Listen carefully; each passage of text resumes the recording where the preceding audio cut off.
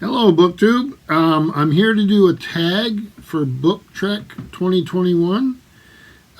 That's an event. It's a 5-month mission where a bunch of us get together, a bunch of booktubers, and go through 5 months of different iterations of Star Trek. This month, August, was the original series. I read a novel I did a review of and did a few other things.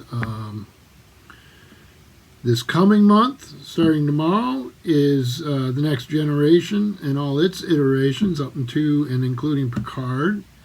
And then we go on and on. So Gina Stanier, one of the co-hosts, has created an original tag, Top 10 Reasons to Love Star Trek. It's a wonderful tag. I've seen other folks doing it, and I'm excited to do it myself. So I'll link all the co-hosts and Gina and her video down below. So I'm just going to get right to it. So the first prompt is, in Star Trek, technology has saved the world. We are currently living through the technological revolution. Tell us a way that technology has helped you. What's your favorite tech? Well, I think that the technology revolution stuff is a little overblown, and that may seem odd, but depending on your perspective. So I studied archaeology, and an Acheulean hand axe from prehistory is pretty impressive technology. Fire, commanding fire, pottery. May seem simple now, but it changed everything. Learning how to grow, food. All the way up to just think of my grandparents. So I'm 60. My grandparents would have been born in the very earliest days of the 20th century, and the road out front my house at that time would have been a dirt road, and the road beside my house still is. And there would have been horse-drawn buggies pulling up to this house, and you would have been pretty safe playing in the street as a kid.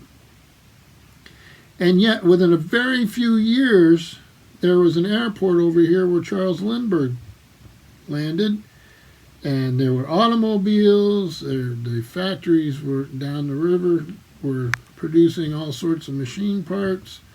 So this notion that we're living in a technological revolution that's different than what has gone before, I think it's a part of, the computer company hype.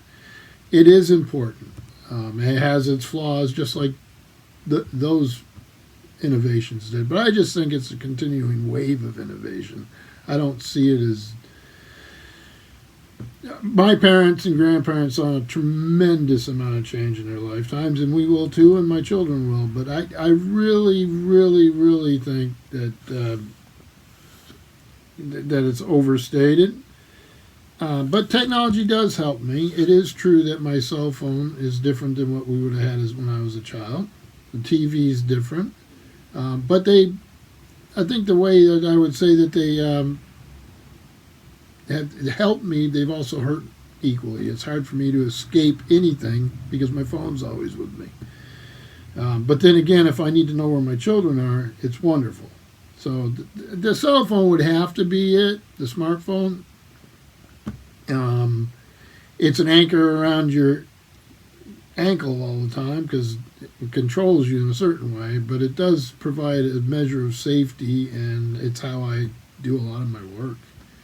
At the library, business meetings, political type meetings, emails, but it means I never have a day off. So help and hurt. I think that's what anything does, any technology. So, first guy to get a car probably wasn't thinking about the fact that he was starting he was playing a role in the upcoming climate change. So, two-edged sword. So next we have the second prompt. Cooking has become an art rather than something required for survival.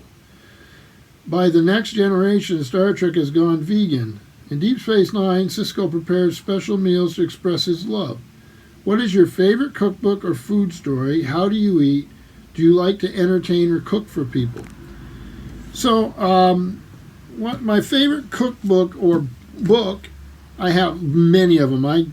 It's actually something I never show on my BookTube channel. I have half a wall of cookbooks, and I love cookbooks. And this one here is one of my favorite. This is called The Art of Eating, the collected gastronomical works of M.F.K. Fisher.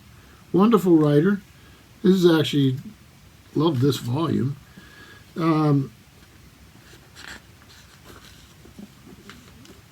you go, just so you can see that. So, has Serve It Forth, Consider the Oyster, How to Cook a Wolf, The Gastronomical Me, and an Alphabet for Gourmets. So if you want to read, there's many, and she's one of the best, but there's many more, about cooking and food and culture. Hard to beat this. What were the rest of the questions there? How do you eat? Okay. Try to eat mostly with family unless I'm at work. Not very big on breakfast. I love breakfast. I just never seem. I'm always on the run, so I seem to skip it probably more than I should. And I like all sorts of food. Do you like to entertain or cook for people? Yes. I have some specialties. I make some Portuguese stews that my wife's Portuguese descent. So I make some of those that I've learned to make over the years that I love. I love making, I love baked beans. I love, New England brown bread. I like a lot of different kinds of foods. I like trying different kinds of food, watching TV shows about different kinds of food. And most of all, I love sitting around to eat with my family, my relatives, and friends. So, I absolutely love it.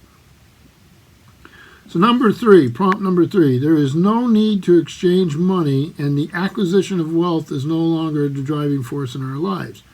We work to better ourselves and the rest of humanity. That was by Picard. What is your best money advice or money book or money YouTube channel? Don't have a book, don't have a YouTube channel, but I've done all the iterations with the money. Okay? So I grew up initially, so this is another thing that's generational. My father worked very hard to create a life where there wasn't a lot of want. But I was born when he was very young, and my mother was very young, so I was actually born into what would be considered now pretty rough poverty. And my parents both worked so hard that at each level as I grew older, through my childhood, life improved and kept improving. And that wasn't all that unusual then. So, or maybe it isn't even now. But so from literally a house that was made with tar paper and framing where I was born to a very nice, modest, middle-class home. And so I got to see all of it and to feel all the things that go with that. So I learned very early on that it was work, and I went through some of those iterations again in my own adult life. So my advice would be to keep plugging along, and if you make a mistake, try to correct it, and don't do it again. So, but you will make mistakes. Most of us will anyway. So prompt number 4. They drink a lot of coffee and tea. I love the episodes where a convivial cup of coffee is served on the bridge of the original series. What is your favorite beverage? Do you like going out for coffee? That is wonderful. And then the old Earl Grey tea thing with Picard. I probably would say that I start my day with coffee. Only a cup or two now. The older I get, the less I do of it.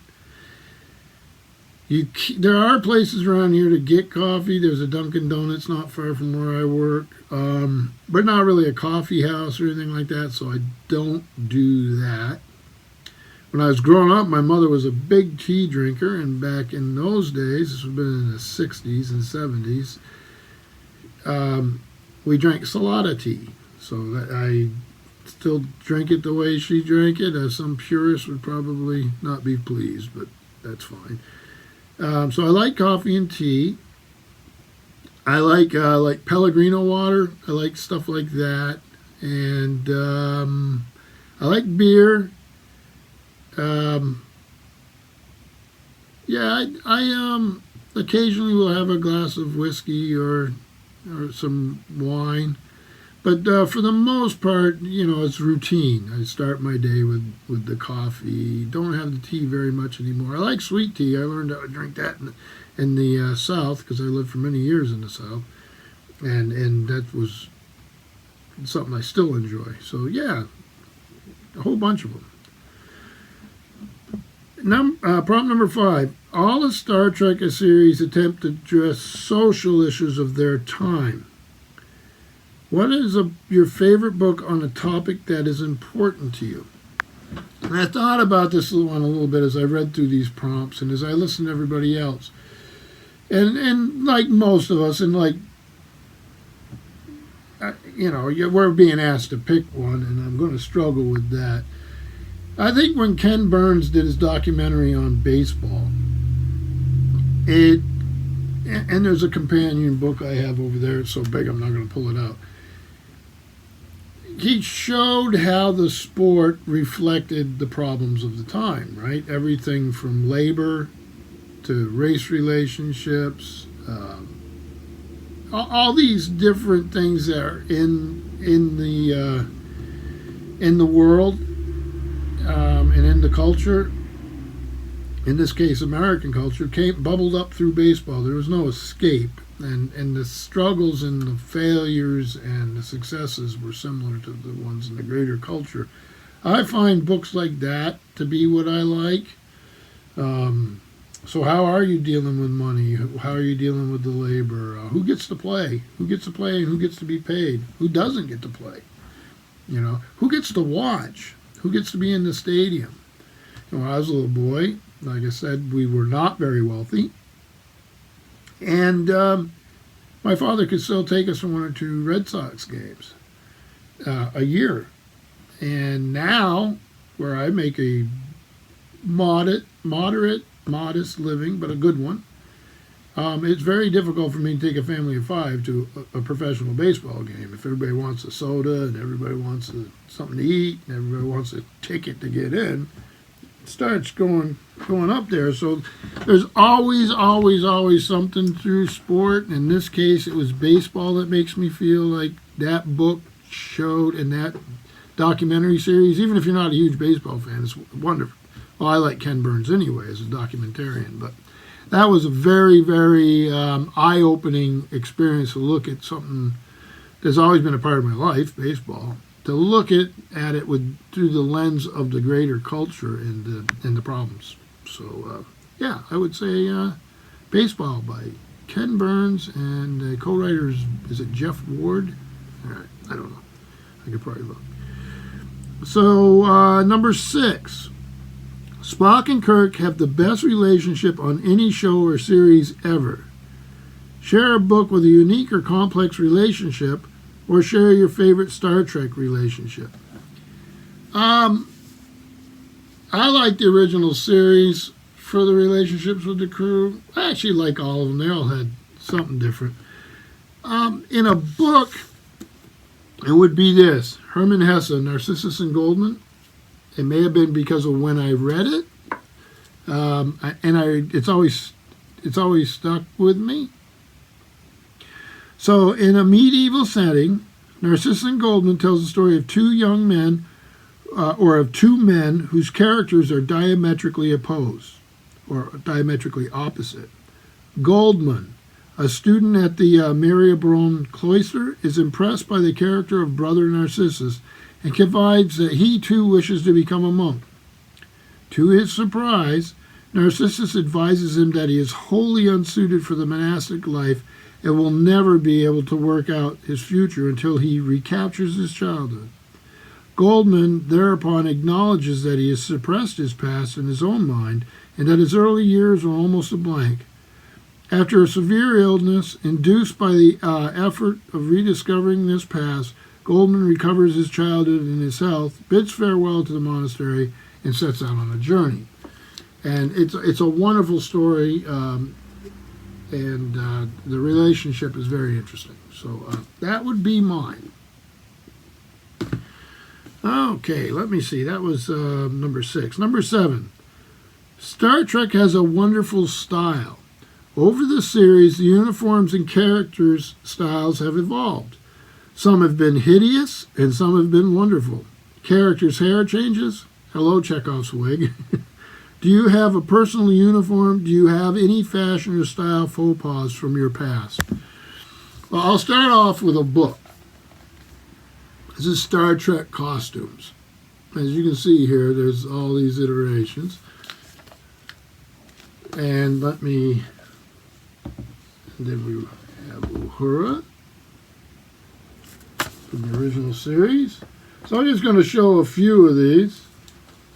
Here's Dr. McCoy. I like these old uniforms.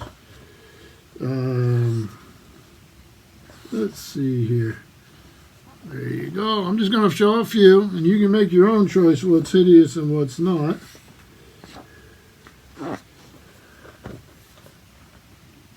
I do say, we got, the United States has a Space Force now. They're called Guardians, and they're wearing camo uniforms in a building. I'm still trying to figure that one out. Here, let me get this. There's Geordi, who some folks was hoping to be the new host of Jeopardy. We'll have to see how that works out. There's Guinan, Whoopi Goldberg.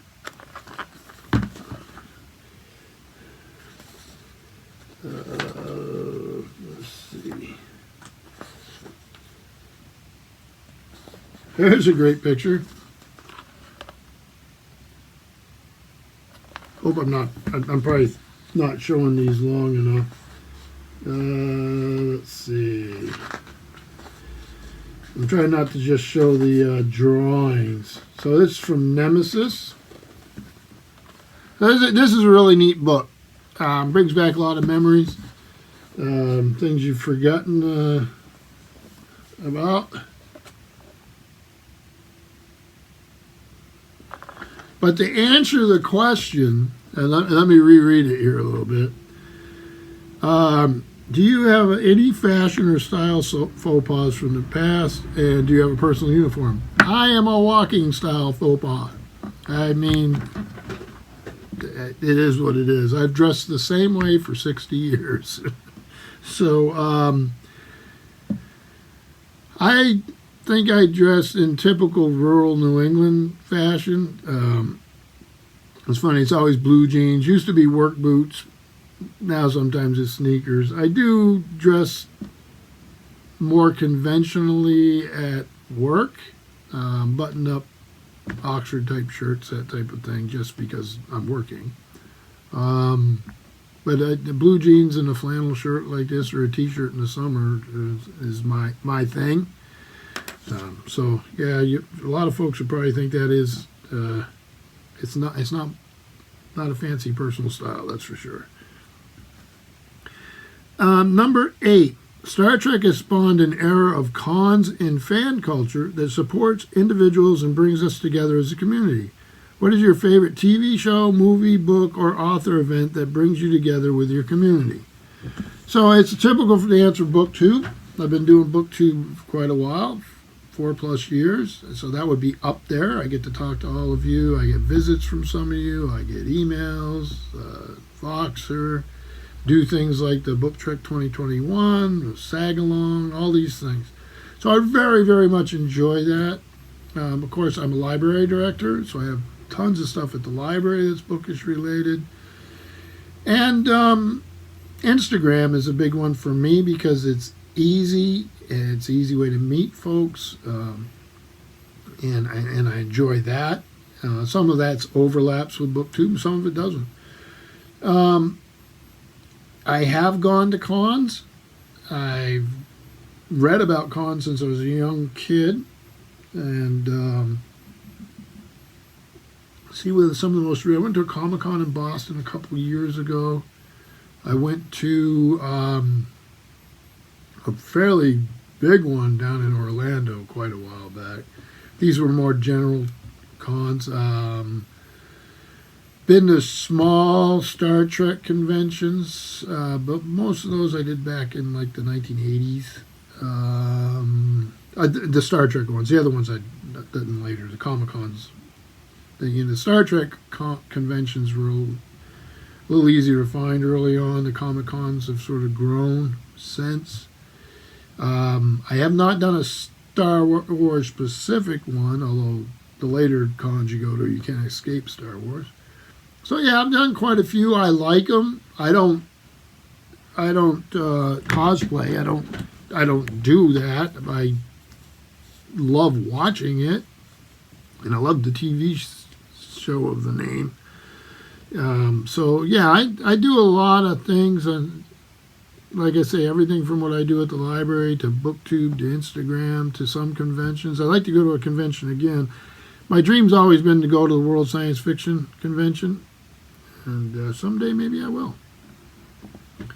So Star Trek books have, this is prompt number 9, Star Trek books have beautiful and weird cover art. What is your favorite weird and beautiful books or book art? Show us your favorite books. I just picked one. I have so many. I just would have to do shelves of them. And so I picked one I was hoping everybody would enjoy. It's a good size thing here. Leather bound. You know, the gold foil type stuff. The gold on the page edges here. This is the inside. End papers. And this is Edgar Allan Poe's Tales of Mystery and Imagination. And the reason I picked it is it's illustrated by Harry Clarke. And many of you will know Harry Clarke's work. You know, I thought I'd just show you a little bit. So the problem is I'm going to have is holding it. I probably should have thought of that before because they're lightly glued in images. So let's see. I want to get it so you can see it. See if I can balance this. I get the wax paper over them. Let's see. But they have some of the blocks, little prints, and they have individual plates. Let me see if we can find here.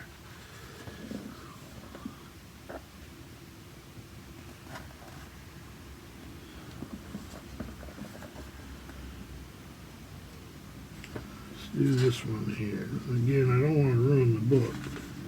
Well, this one's easier, I think.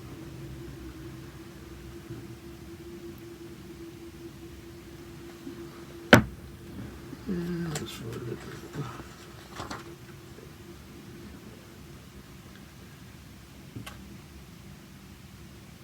So as an illustrator, I really enjoy. Quite well known, so it's easy to find examples of the work. Obviously, you could just look up on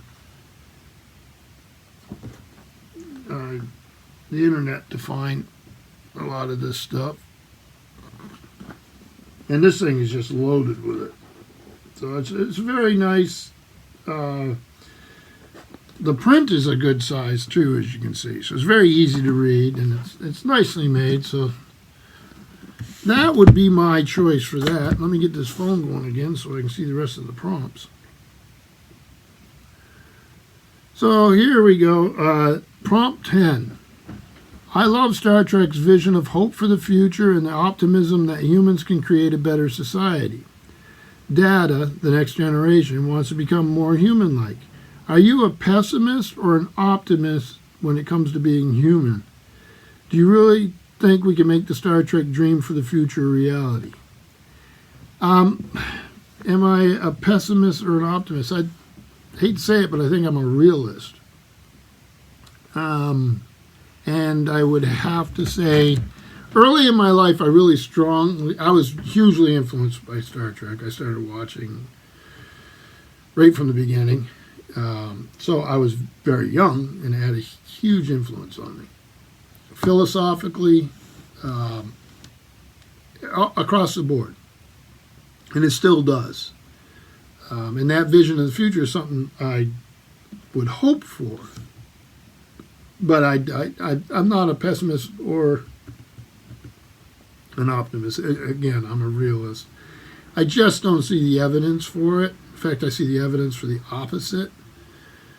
Doesn't mean you give up hope, but I just, everything I see around me, the older I get, the more so. Very idealistic when I was young.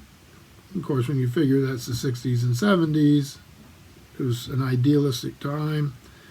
I've usually seen human nature is for all humans.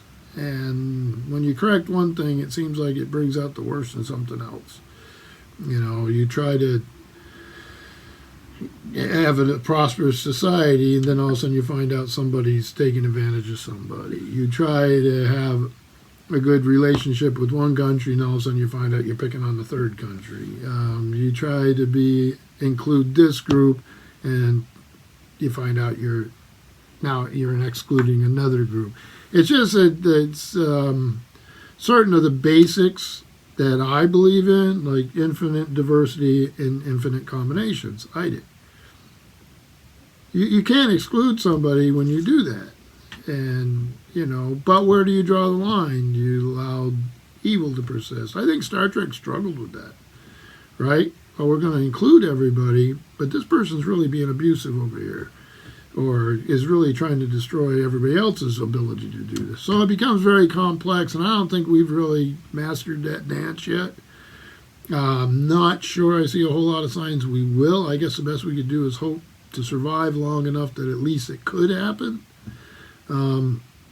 I think it's just as likely that, there'll be an oppressive future. I hope not. I have children. You have to have a certain hope when you have children.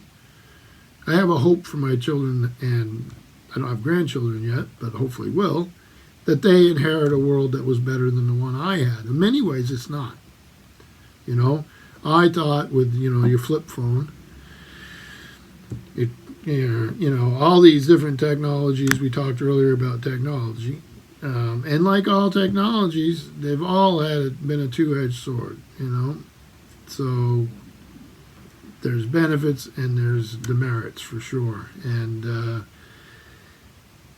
I'm wandering here a little bit. I'm wandering here because I struggle with this myself. I want the future to be sort of a Star Trek future.